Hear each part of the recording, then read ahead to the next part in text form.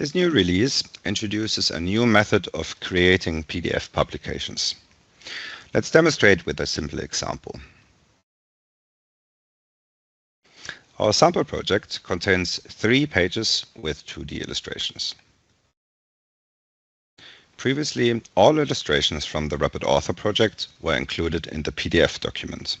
In the Edit 2D Images dialog, you can now choose which illustrations to include with a simple checkbox.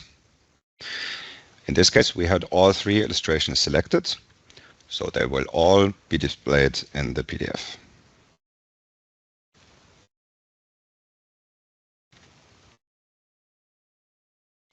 Now let's add a composite illustration.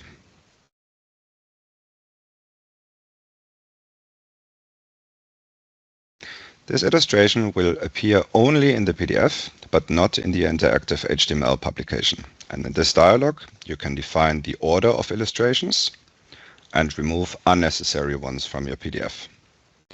As we had deselected all others, our PDF will now only contain 1 illustration.